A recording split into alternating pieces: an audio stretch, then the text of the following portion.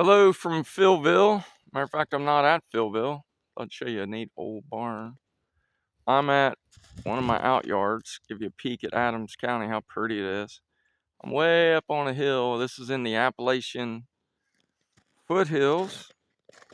And what I am coming to do today, I really could have kept all of these bees at my house.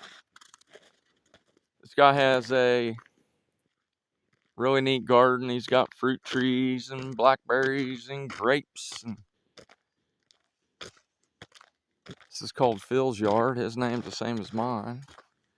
He's got to be cool because his name is Phil.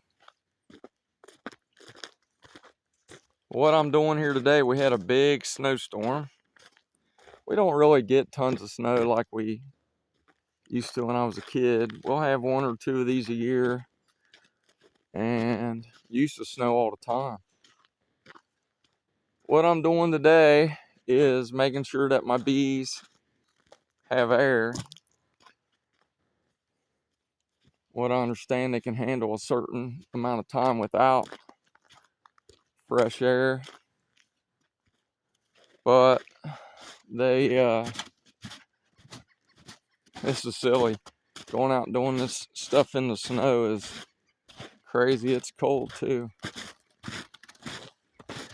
It's like tonight going to be stupid cold. We've had a week of -1. It really bums me out because I tempted fate this year. I made about 11 small splits trying to get them through the winter, and we just had, don't forget the birds, put out some bird seed.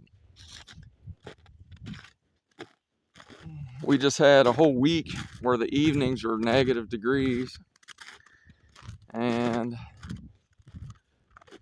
that's an absolute bummer. I don't like the cold. This would have been the greatest thing for me when I was younger.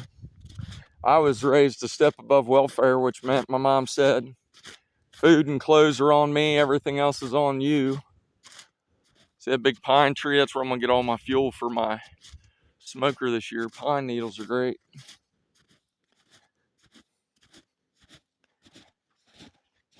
See those tracks? Can you see them? That's squirrel tracks.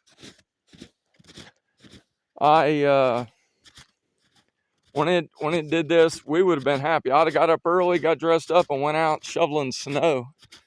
Made a bunch of money.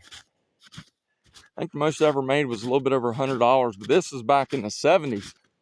Man, I was banking.